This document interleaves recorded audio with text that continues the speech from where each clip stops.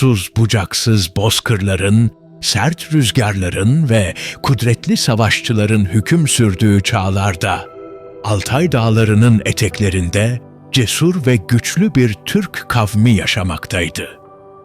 Yüzyıllardır hür bir şekilde göğün altında at koşturan bu insanlar, özgürlüklerini ve kültürel değerlerini koruyarak güçlü bir devlet haline geldiler. Ancak bu durum, yani giderek güçlenmeleri, düşmanlarını rahatsız etmişti.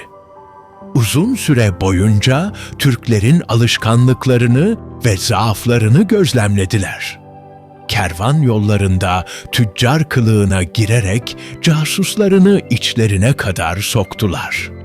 Gizli toplantılar düzenleyip saldırı planları yaptılar ve en nihayetinde onları yenebilecekleri tek bir senaryo olduğunu gördüler.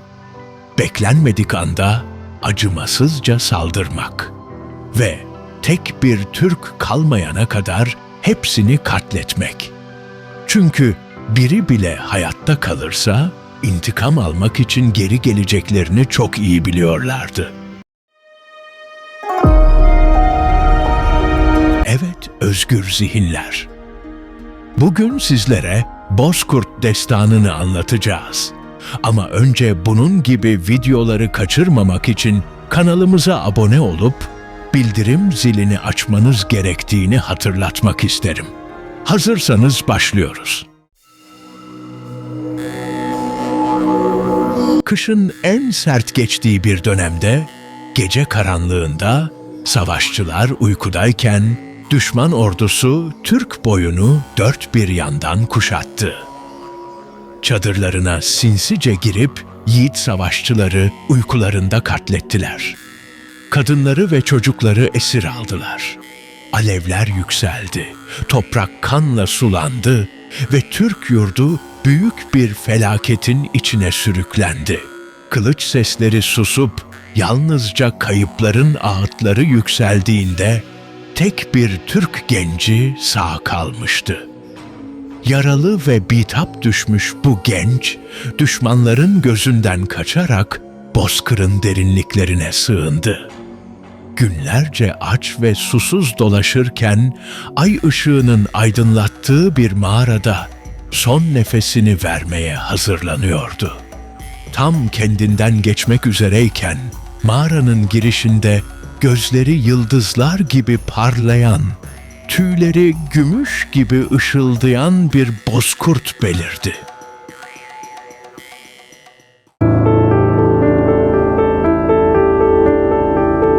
Bu kurt o kadar güzeldi ki sanki Göktengri'nin bir elçisi gibiydi. Onun adı Asena'ydı. Güçlü bozkurt yaralı genci sırtına aldı ve onu kendi mağarasına taşıdı. Ona su içirdi. Yaralarını kendi nefesiyle iyileştirdi. Her gece başında bekleyerek onu sıcak tuttu. Aç kalmaması için avlanıp yiyecek getirdi. Yaralı genç, Asena'nın korumasında yavaş yavaş iyileşmeye başladı. Gücünü topladı ve yeniden ayağa kalktı. Asena, genç adama hayatta kalmayı, doğayla uyum içinde yaşamayı öğretti. Onu mağaranın derinliklerine götürdü.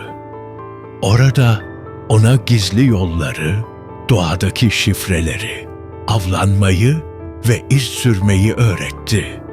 Genç adam, bozkırın ruhunu, rüzgarın dilini, yıldızların rehberliğini Asena'dan öğrendi.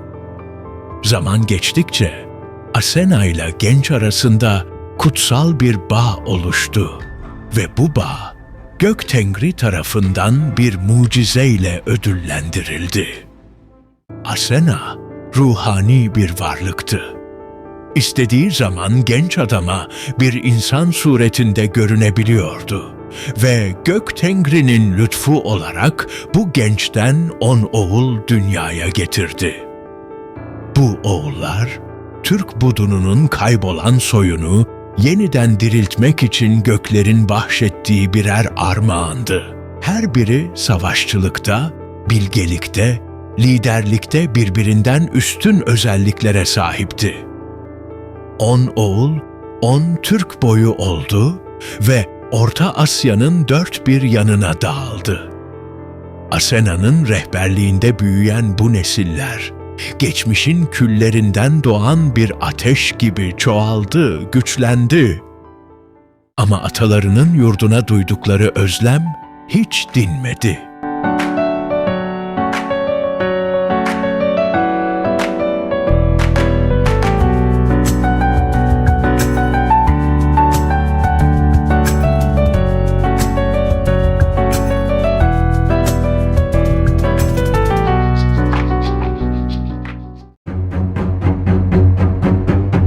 Yıllar sonra Türklerin yeniden çoğaldığını öğrenen düşmanları bir kez daha toplanıp acımasızca Türk boylarına saldırdılar.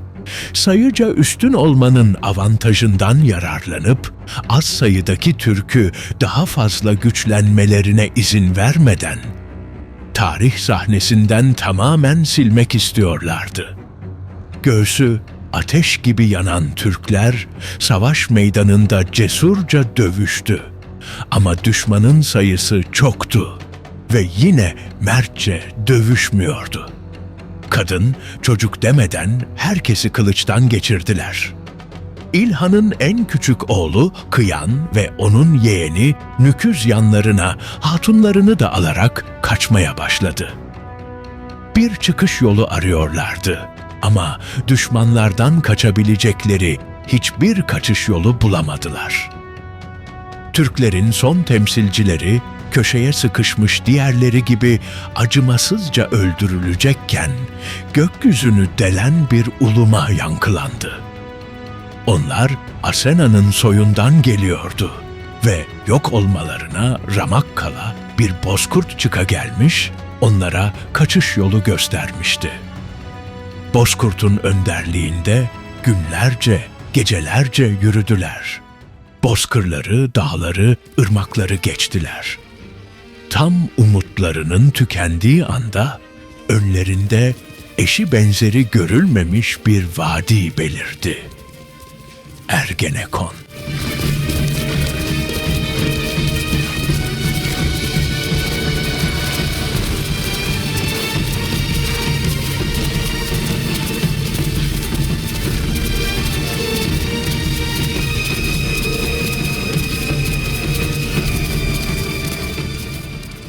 Burası dört bir yanı aşılmaz, yüksek dağlarla çevrili, dış dünyadan tamamen izole edilmiş kutsal bir yerdi. Buraya sadece Kutsal Bozkurt'un rehberliği sayesinde ulaşılabilirdi. Vadinin içi yemyeşildi.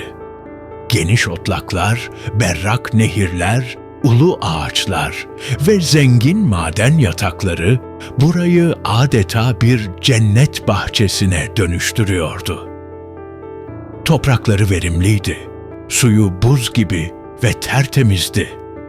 Vahşi hayvanlar bile burada insana zarar vermiyordu. Burası sanki Tengri'nin Türk budununa bahşettiği bir sığınak, kaybolan soyun yeniden yeşermesi için seçilmiş bir yurttu. Sarp dağların arasına gizlenmiş bu bereketli vadinin yeşil otlakları, buz gibi suları, göğe uzanan ulu ağaçlarıyla Türk soyu burada yeniden güçlenmeye başladı. Demircileri, savaşçıları, bilge beyleri Ergenekon'da yeni bir düzen kurdular. Önce küçük kulübeler ve barınaklar inşa ettiler. Ardından hayvanlar evcilleştirildi. Avlanma ve tarım yapılmaya başlandı. Demir cevheri açısından zengin olan bu topraklarda demir işçiliği gelişti ve güçlü silahlar üretilmeye başlandı. Kadınlar yaylarını gerip ok atmayı, erkekler demir dövüp kılıç yapmayı öğrendi. Yıllar geçti, nesiller çoğaldı. Kıyan ve Nüküz'ün torunları büyüdü. Güçlü savaşçılar haline geldiler. Artık Ergenekon onlara dar gelmeye başlamıştı.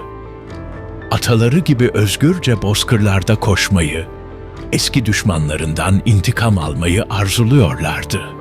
Ama büyük bir sorunları vardı. Sarp Dağların arasında kalan Ergenekon'dan bir çıkış yolu yoktu. Kıyan ve Nüküz uzun yıllar önce Ergenekon'u Bozkurt'un rehberliğiyle labirenti andıran mağaralar ve kayalıkların arasından geçerek bulmuştu. Yıllar içinde yaşanan depremler ve doğa olayları sonucu Bozkurt'u takip ederek içeri girdikleri gizli geçitlerin hepsi kapanmıştı. Türk budunu eski şanına kavuşmuş fakat bu vadide sıkışıp kalmıştı. Oysa göğsündeki ateş eski düşmanlarına karşı küllenmiş bir intikam yemini taşıyordu. Bir gece derin bir rüya gören Bilge Demirci sabah olunca beylerin karşısına geçti ve şöyle dedi: "Bu dağ bizi tutsak eden bir zincirdir. Ama biz demirden korkan bir millet değiliz. Biz demiri kılıca döken, kılıcıysa düşmana çalan bir milletiz. Eğer demirden dağlar bizi hapsediyorsa, biz de onu eritir ve özgürlüğümüze kavuşuruz." Bu sözleri duyan beyler, demircinin rehberliğinde harekete geçti. Dağın demirli yamaçlarına tonlarca odun ve kömür yığdılar. Ateşler yakarak, yeller estirerek dağın damarlarını kızdırdılar. Alevler göğe yükseldi. Kor haline gelen demir eridi ve sonunda dağ yarıldı. Önlerinde geniş bir geçit açılmıştı. Artık Ergenekon'a sığmayacak kadar büyük olan Türk budunu, açılan geçitten geçerek yeniden özgürlüğe kavuştu. Ergenekon'dan çıkan Türkler eski yurtlarına doğru ilerledi. Düşmanlarının topraklarının üzerine hanlıklar kurduğunu gördüler. Erkek ve kadın savaşçılar yaylarını gerip kılıçlarını bileyledi. Ergenekon çeliğinden silahları intikam için hazırdı. Dört bir koldan saldırıya geçtikleri sırada ay ışığının altında bir bozkurt belirdi. Uluması onlara zaferi müjdeliyordu. Bozkurt, Türk ordusunun önüne katıldı ve artık özgürlüklerine kavuşmuş olan savaşçılar, Bozkurt'un rehberliğinde atlarını mahmuzlayıp düşmanlarının üzerine bir fırtına gibi aktılar. Yıldırım gibi hızla ilerlediler. Çelikten kılıçları düşmanlarına saplanıyor, okları değdiği yeri delip geçiyordu. Yıllar önce hileyle, ihanetle onları yok etmeye çalışanlara merhamet etmediler. Nehirler kanla boyandı, düşmanlar korkuyla titredi. Bir zamanlar Türkleri yok etmeye çalışanlar, şimdi karşılarında Bozkurt'un izinde yeniden doğmuş ve güçlenmiş bir millet bulmuşlardı. Sonunda düşman orduları dağıldı, hanlıkları yıkıldı.